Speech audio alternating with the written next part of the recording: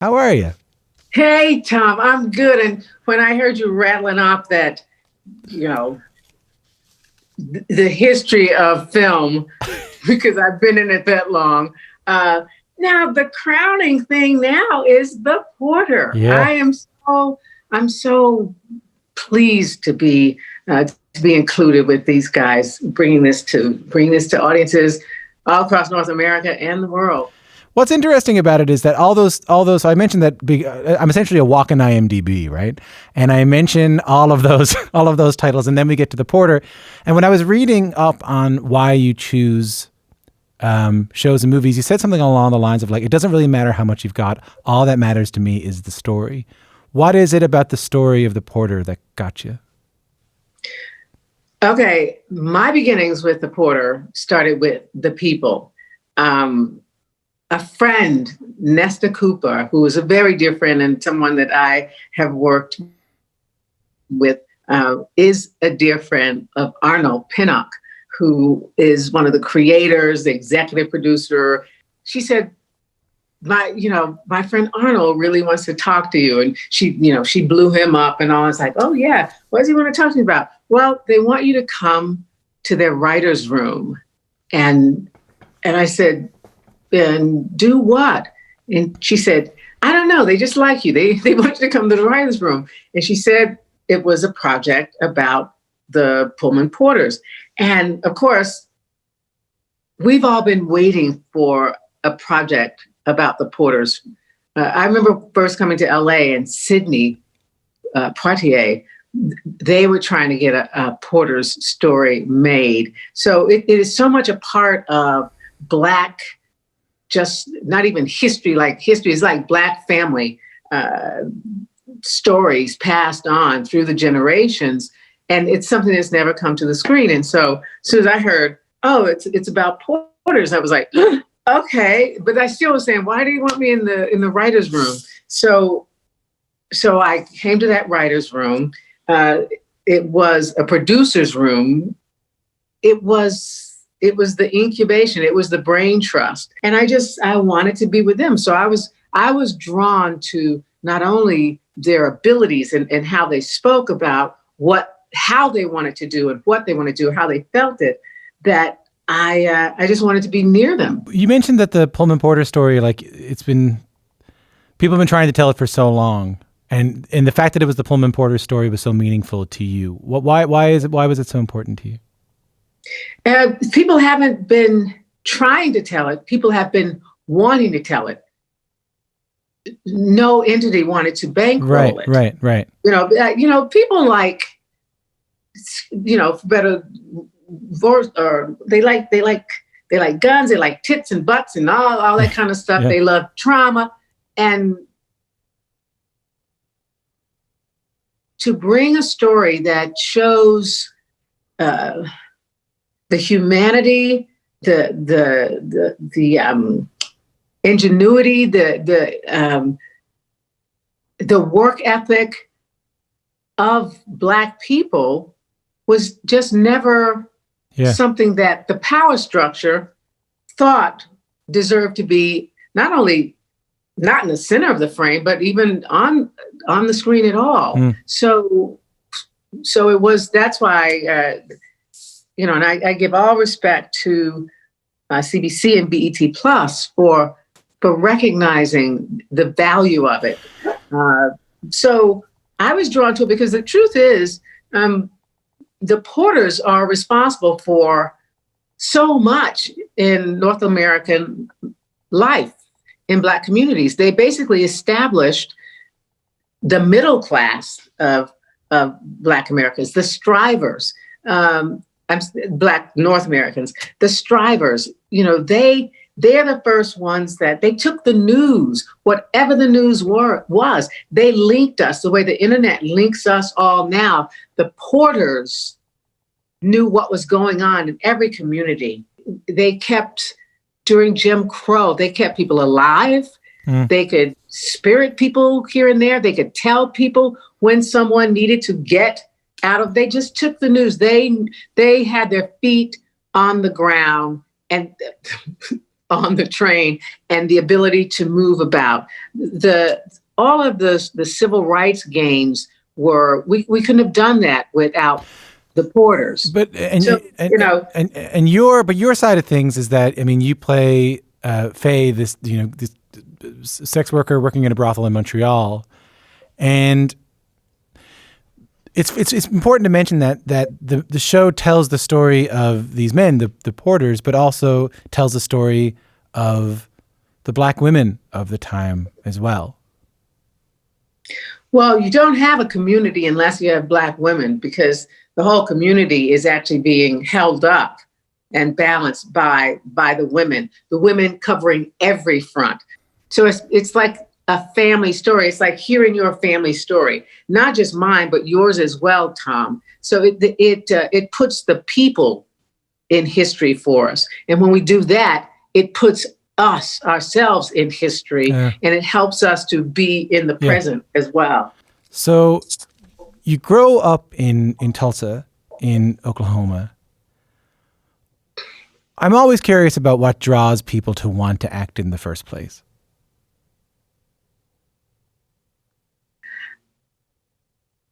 Brother Patrick O'Brien was a film buff. He was one of my teachers at Bishop Kelly High School in Tulsa, Oklahoma. And once a month, they shut down the school and bus us to the nearest cinema. And we'd see whatever film Brother Pat was on about. Yeah. And he was just, oh God, I loved him. He was so wonderful. What kind of movies? Like what was he showing? We'd see, Citizen Kane, Incident at Alfre Bridge, Red Badge of Courage, Sundays in Sabelle, which is one that just really took me. And not only did you see the movie, but you'd have to discuss it. Everybody in the school had to write a dramatic criticism about it and discuss it in any creative or language class, any class that wasn't science or math for the next week. And so, at first we were here like, we're going to go to the movies. And we get there and you're sitting in the dark and it's like words are coming across the screen. It's like, this is not a movie. This is a lesson. We have to read. And you're like pissed off because you got to read the subtitles. Yeah. But then very quickly, you're 14 years old sitting there sucking on Twizzlers. And there's a French middle-aged man who goes to visit a 4-year-old girl every week at the orphanage because he sees that she's never taken out in the day. And those are the Sundays in Sabelle. And you're like sitting there weeping and sucking Twizzlers. And you just, you forget that it was just, you got taken away. It opened up the world. And I realized that watching these stories on film, because before that, I didn't really care about movies because I was the youngest of 3 and I just got dragged whatever my sister and brother wanted. It was usually like The Blob, The Thing, that stuff. So, but when I saw it, it was like I realized, I would say 2 years after the power of it, but it was really just that nothing had taken me out of myself that way before, out of my own experience or somebody else's, caring about something like that. And I grew up, this was in the late 60s to 70. Yeah. And that was the time of man, Martin, Malcolm, Medgar, Bobby had all been killed, assassinated, cut down for saying the things that we all believed in my family and in my community and that we knew mattered for us to stay alive. And it ceases being theoretical, being a Black girl child in Oklahoma, but in everywhere in this country at that point. You don't get to decide. You just get to decide where you want to put your efforts, what profession you want to put your efforts in, but it's all about securing the next day for your family and your people, securing the next year. We're not even talking about the future. It's just, it was a battleground. And so when I saw that, I just thought, it was that time of man. If we can commandeer the moving image, we can fix everything. We can change the world with that. If people see this, and they're moved by. It's a bridge to empathy. It's a bridge to Not even, no, it's a bridge to action. Yeah. To me. And Yeah. so anyway, that's where I realized, where I wanted to, that I wanted to join it. I didn't know how or what, but I wanted to join with those people because, I was one of those like real believers in liberation theology, it came to be known as. Yeah. But it was always, okay. And they allowed us to do that. Well, what would Jesus do? Well, Jesus, he'd be down at the Civic Center right now, hollering at George Wallace's bullshit down in the Civic Center, even though there'd only be like 50 people protesting and about 400 throwing shit at you of the bigots throwing stuff. But it is the ability to use art to create change and to build what should be there. That's something that opened. It gave you a reason it gave you a purpose in life instead of just, let's just dance, get high, and eat burgers. Yeah. So when you go to Hollywood, with that in mind, that you're going to help tell these stories, and I love what you said there, that you're going to be part of that bridge to action. When you go to Hollywood and reality sets in of what's afforded to you in Hollywood, well, what opportunities were there for you when you first got there? Okay, first of all, I believe in being prepared. Yeah. I believe in honoring the traditions that you step into. Yeah. So I wanted to train. You have your natural abilities, but you want to turn that talent into a skill so people can depend on it. I wanted people to wake me up in the middle of the night and I can get up and do exactly what I needed to do right there. Otherwise, I'm just futzing around. You know what I mean? Yep. And being a personality and all that kind of stuff. So I went to BU, to Boston, to train. And I trained on stage. Yeah. The same way as when you train to run, doesn't matter what race you're going to run, you train in running first before you start running, the 100 meters or 800. So I came out of there and came after all the training. You say, okay, well, why did I start training? Because sometimes we get lost because our everydays become so focused of the reason that you set out on that course. And so all of my classmates went to New York because we trained on the stage. But I said, okay, the impulse for me to even begin this journey was film. And they would say, oh, Woodard's selling out already. She's going to Hollywood. And I said, no, I'm going to LA.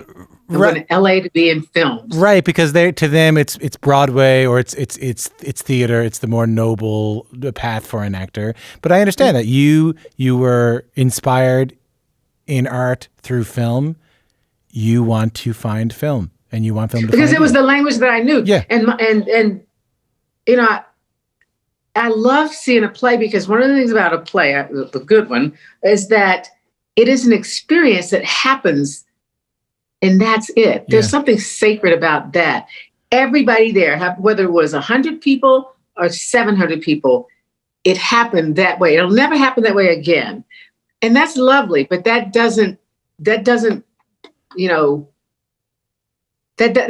not the way I nourish myself, and it's not what I want to put out.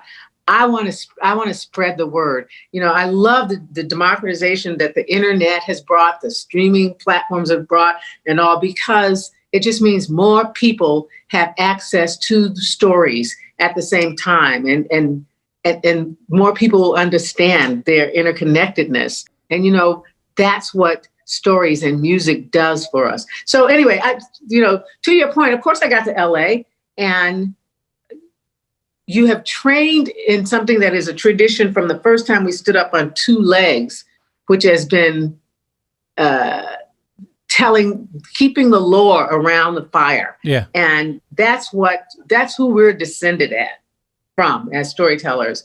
And so it's always meant for the healing and operates as a healing force for the tribe, now we recognize we're a global tribe. and the tribe can laugh, it can look at itself, it can weep, it can reflect, and you can scare them, any kind of thing that brings those people together, and everybody's receiving it differently. But it changes them to have the experience of having that story told. Well, now here we are. We're still those, that still should be the mission. We got lights and cranes and all that kind of stuff, and it's paying stupid amounts of money to get it made, but it still is for the healing of the nations, for those who are conscious when you do it. Now, yes, you bring in the sacred storytelling in the secular, the most secular place you can imagine, the meat market, the money table.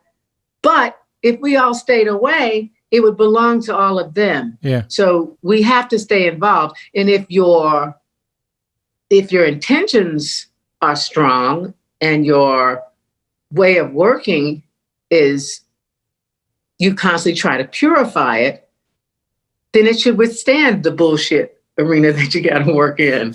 You know? So how was it for you when you got there? Dude, I had a good time because I refused not to have a good time. I got told no constantly. I got told you are not attractive. So no, you can't. We're not going to consider you for this. Jesus Christ. This says cute Black girl. This says attractive Black woman. And these are people that were representing me then. And I go like, oh, okay, all right. Because the thing is, my mama told me I was cute all the time when I was little. And of course you go like, oh, Mom, you have to say that. You're my mom. Yeah. But you'd be surprised how much the foundation you've been given, how it carries you. So I didn't even take offense when my agent would say, oh, I heard that this is happening, because girlfriends would be going on. They said, no, it says attractive young Black woman, Alfre. It's not for you. And so I understood that was his opinion, and that's fine. But I also understood from my father when I would say, oh, I'm going to run for treasurer of the student council. He goes, why don't you run for president? I go, cause it's probably going to be a boy, because he goes, well, then you're going to have to figure out how to beat him, aren't you? So he never let you say anything. The reason I'm a feminist and I feel strong in myself as a woman is because my father never let me say, but the boy weighs 100 pounds more than me. Well, you better figure out how you're going to take him down then. Because when that happens, in those offices, it's just understanding I have to figure out how I'm going to get what I want from you, how to get you to move over. It's not about a struggle between people, because a person can only be who they are and know what they know. So you got to meet them where they are, where they are, and just figure a way around them. I didn't come here to make money. It's a foolish thing to think you're going to go into music, painting, dancing, or storytelling to make money. People do it because they see people who have done it, whether they did it well or not, and they made a bunch of money. But it is the ultimate gamble, and nobody wins at it. So when you know why you're there, when you know why you've come to an arena, and you purify your motives, it just goes a long way. When you're trained at something and it goes well, you don't worry all night about how you're going to do it the next day or the next time, because you know how to play the instrument. So like that. So, people look back, and when you think about it, like, I used to be considered one of the workingest actors, Black women actors in Hollywood. Yeah. We'll call it Hollywood. There's no place really. Hollywood's not a place. Yeah. And I might work twice a year for 3 weeks. Yeah. That was the state of things. But also at the same time, and even now, less than 1% of us makes more than $20,000 a year acting. Right. So, I mean, that's the gig. That's what you decide. And if what you want to bring forward is important enough to you, or you feel that it's vital to other people, what you have to bring, and so that they can hear it or see it and be affected by it, then you do whatever you have to do to make that happen. You know, ta-da. That was a lot. I want to play you something. Now to the nominations for Supporting Actress in a Drama Series. And the winner is Alfre Woodard as Doris Robeson for Hill Street Blues. I lost half my clothes coming up here. Thank you. Thank you so much.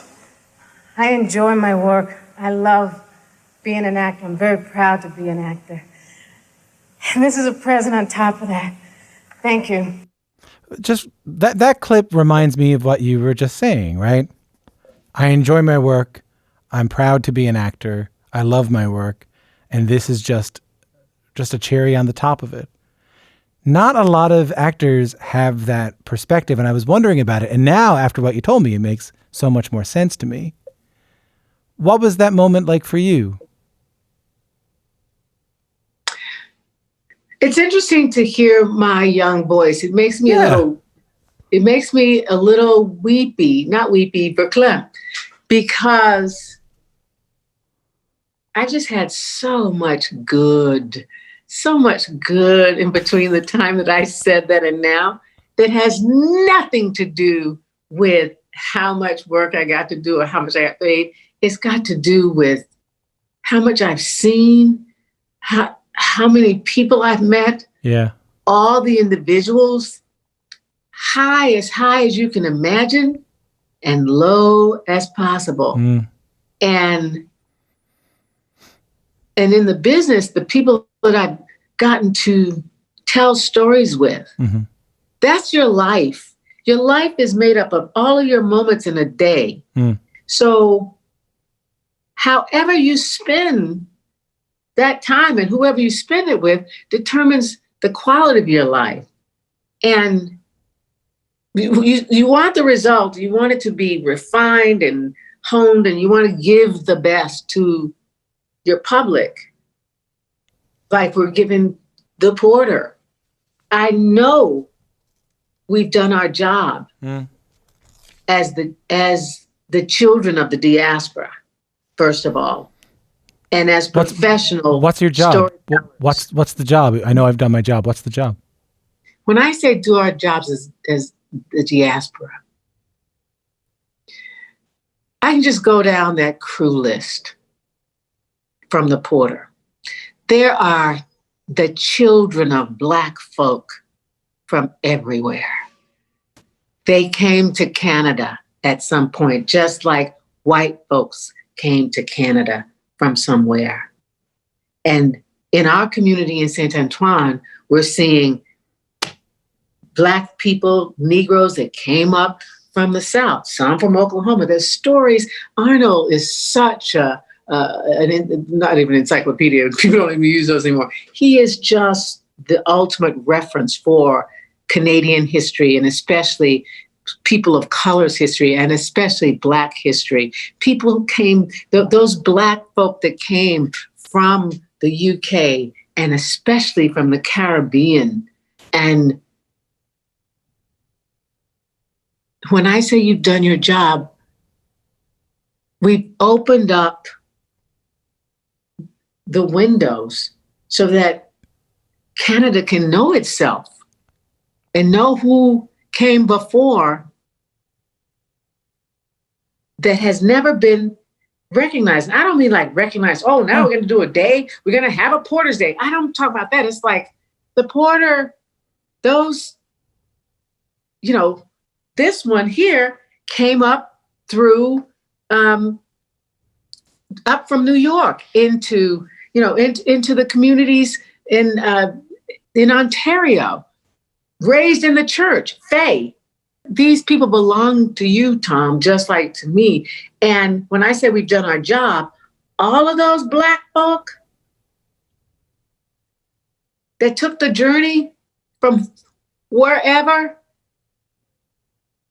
endured the degradation. Yeah, nobody was whipping folks up in Canada, but endured the degradation, worked 2 and 3 jobs because they were strivers. They know that their children are honoring them. Their children are doing their part. They did their part for us. They tilled the ground. They planted the seed.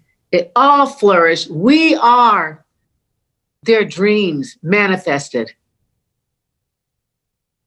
And we did our part by honoring the fact that we understand that. That's what I meant. Yeah, I appreciate that. Thank you for telling me that. I have one of the questions I have written down, which I haven't had to look at yet, by the way, was I was going to ask you how your art intersects with your activism, but I'm seeing that there's not really any difference.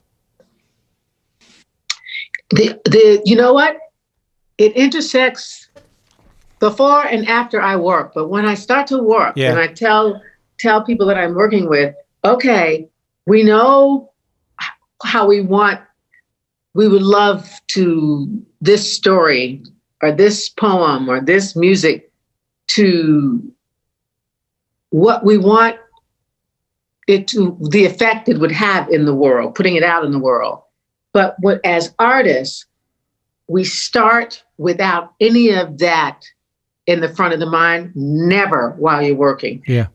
You tell individual stories, you sing individual songs, and you tell it from a full perspective, not with an intention at all, because you're not being truthful. If you're conscious about putting a top spin on something to manipulate somebody's response to a piece of work. Hold on. You're not being truthful if you put a top spin on the work that you're doing to manipulate someone's impact of that work or someone's Yeah. Yeah. You're not being truthful as an artist, as an actor. Let's just do acting. Yeah. If I'm playing somebody and I have that, I despise their activity, what they did. But that's not my job as an actor to, while I'm playing Nurse Rivers in, what was it called? Oh, God.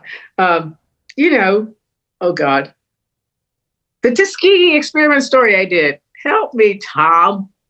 Oh, Miss Evers Boys.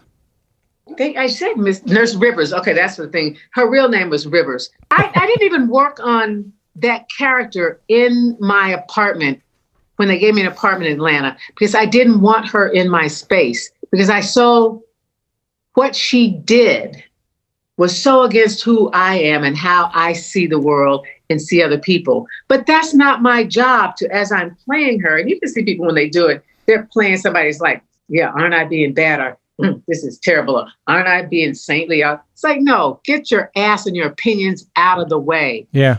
This is not about you. This is about, so my job is to find the way she looked out on the world out of her eyes. You tell the story, you present a story, and you don't own that. And so you can't own people's reaction to it while you're creating it. And if you work honestly, then you let it go. You can trust that it does what it's supposed to do, because it's just supposed to land on the people that need a story, and they can do with it what they want. But one of the things that they can do is feel empowered. One of the things that they can do is feel seen. And one of the things that they can do is feel some healing. They can also feel threatened, because sometimes when you get something that is so new to you, my first thing is to shut down. Yeah. But then you think about it a little longer. Yeah. Everybody's pissed when they first, like, get out of here. Or, I didn't know that. And then it's like, you catch them in a week, a month, and they're owning it because the truth has the ability to neutralize folks eventually. And stories can do that in a way that news articles can't, at least in my opinion. Right. That's why we tell the stories. Yeah. And that's why they shouldn't look like they shouldn't feel like a news article when they come to the screen or when they come to the stage. Right. Because people just read that. Yeah. So man. I could talk to you about this all day. dude. What do you want people to see when they watch The Porter? I want them to be comfortable, relax, sit their butts down in a comfortable chair, get whatever they like to drink or munch on, and just breathe. Yeah. There's so much beauty, first of all. Talk about not knowing what you're missing till you get it. To see all of these hues of Black people in the center of the frame, moving and talking, it's just like finding out there's more than 4 flowers. Oh my God. And you just get to have that, to just sit back and your heart's going to race. And sometimes you're going to feel all sexy. And sometimes you're just going to feel so much. And then there's like, anyway, okay, I won't go on about it, but I want people just to have no expectations other than to come to it, relax, and enjoy it, because you're going to want, people are going to be impatient waiting for the next week because it comes on CBC and then the streamer comes on, episode by episode. Yeah. But we have to do that because y'all would just gobble it up and then you say, we want a second season. Where is it? Yeah, it's for our own good. I understand. And then, so that's what I want. I just want folks to watch. And if you watch, whether, you got to tell other people because you can't keep this good news to yourself. You got me going this morning, today. Yeah. I haven't planned, frankly, on opening up that much to you. Not that I would be adverse to it, but I thought, Tom and I will have a nice little chat. And you got me waving my arms and thinking about Brother Pat. And as I talk, I'm giving myself a boost into what I have to do next. Because frankly, I finished work in early December and I've been saying, I'm just not feeling it. I said, I feel like being Alfre Spencer right now. I don't feel like being Alfre Woodard. Spencer's my married name, my whole private life. Yeah. And I said, I just don't feel like being Alfre Woodard Productions right now. But talking about this project, you're the first person I've talked to, made me go like, yeah, when I first pretended to be somebody I wasn't. Yeah. Within a story, it was like getting a hit of oxygen for the first time. Yeah. And you just say, okay, I want to keep having that sense of freedom. So you've reminded me of why I do what I do, and that all is never lost. And you've reminded me that stories have so much. Sometimes I do this show, and this show focuses on art, and I can read the paper, and I feel so futile. Like I feel like, oh, for God's sake, we got 90 minutes on the air every day, and there's so much going on in the real world. That this has reminded me of the power of the stuff we're talking about. So thank you so much. Tom, thank you.